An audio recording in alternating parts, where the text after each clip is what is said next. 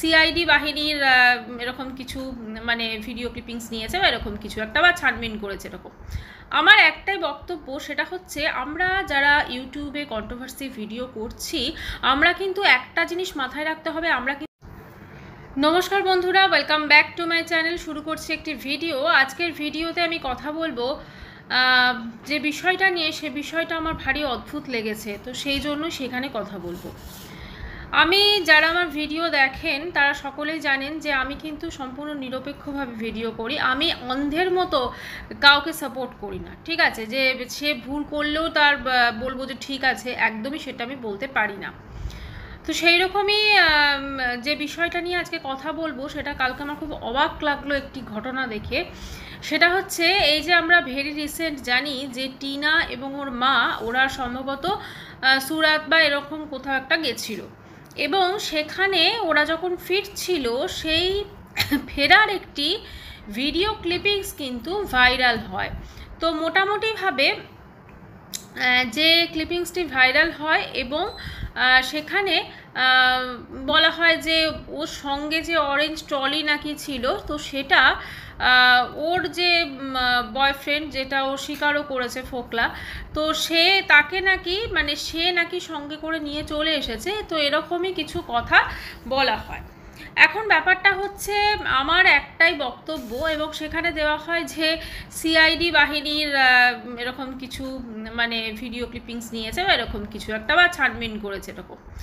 আমার একটাই বক্তব্য, সেটা হচ্ছে আমরা যারা ইউটিউবে কন্ট্রোভার্সি ভিডিও করছি আমরা কিন্তু একটা জিনিস মাথায় রাখতে হবে, আমরা কিন্তু গোয়েন্দা নই। হ্যাঁ, আমরা যতটা ভিডিওতে দেখব সেইটা নিয়েই কিন্তু আমরা কথা বলতে পারি। তার পার্সোনাল লাইফে টিনা যেমন স্বীকার করেছিল যে হ্যাঁ ওর মানে একটা সময় ওর একজনের সঙ্গে সম্পর্ক আছে, সে তার আমরা দেখতেও পেয়েছি ভিডিওতে সে তার ছেলেকে ছেড়ে চলে এসেছে।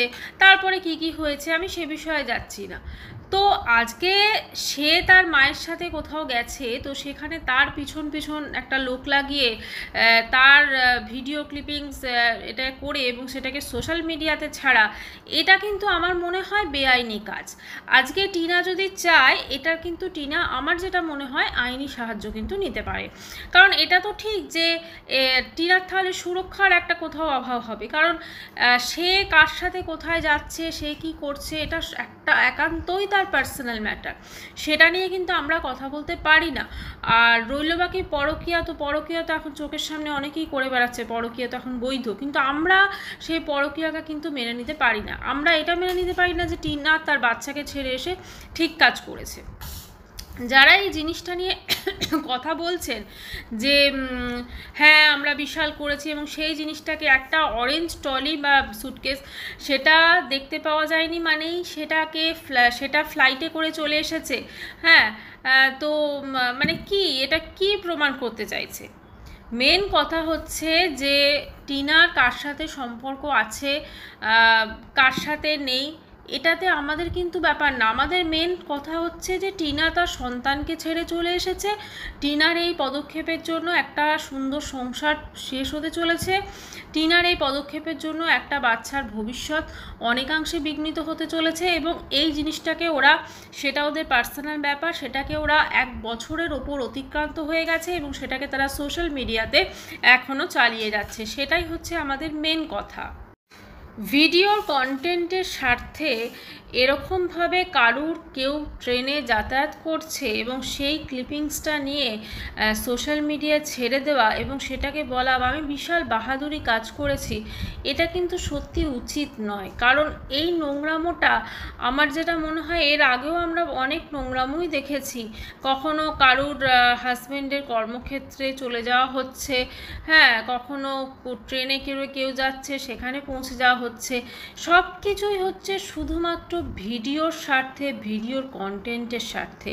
আজকে কন্ট্রোভার্সি ভিডিও করছি মানেই আমাদের ভিডিও কিন্তু তার ভিডিও দেখে আমরা কিন্তু যেটা মানে দেখব সেটা নিয়ে কথা বলবো, একান্তই সেটা পার্সোনালি চলে যাওয়া এটা কিন্তু কোনোভাবে উচিত না। আজকে টিনা যখনই সেটা ফ্ল্যাট ভাড়া নিয়েছে, সেখানে অনেকে মানে যেহেতু সমস্ত কিছু করেছে করেছে বলে টোছে, অনেকেই সেখানে গেছে, খোঁজ খবর নিয়েছে, অনেকেই বিভিন্ন জায়গায় ও দোকান থেকে কোনো জিনিস কিনলে সেটাও ফোন চলে যাচ্ছে। আজকে এই টোটাল জিনিসটা নিয়ে ছানবিন করা বা যা কিছু করার অধিকার শুধুমাত্র ওর হাজব্যান্ডের আছে। আর ওর হাজব্যান্ড যদি সেইগুলো করে থাকে, এগুলোর মাধ্যমে যদি করিয়ে থাকে, তাহলে তো আমি বলবো খুব ভুল কাজ করছে। কারণ এই জিনিসটা কিন্তু ওদের তো প্রচুর কেস চলছে, কেসের ক্ষেত্রে কিন্তু এটা কিন্তু অনেক বড় একটা এফেক্ট হতে পারে। কারণ ও কোথাও বাইরে যাচ্ছে ট্রেনে করে, এবং সেটাকে এবারে হয়তো যিনি করেছেন তিনি এটা বলতে পারেন যে না না, ট্রেনে তো অনেকেই মোবাইল শ্যুট করতে পারে, কোনো ব্যাপার না, কিন্তু পার্টিকুলার ওই অংশটা কিন্তু সোশ্যাল মিডিয়ায় দেখানো হয়েছে, এবং যাকে নিয়ে কথা বলা হচ্ছে তাকে কিন্তু আইডেন্টিফাইও করা যাচ্ছে, এবং যে নামটা ওরা দিয়েছে সেইটা তো এখন বহুল প্রচলিত একটা নাম হয়ে গেছে। আমি একদমই নয় যে টিনাকে সাপোর্ট করছি, বা টিনা যে নোংরামিগুলো করেছে আমি সেগুলোকে সাপোর্ট করছি, একদমই নয়। কিন্তু একটা ও কোথাও গেছে তার পিছন পিছন লোক লাগিয়ে দেওয়া, এটাকে আমি কোনোভাবে সাপোর্ট করতে পারি না।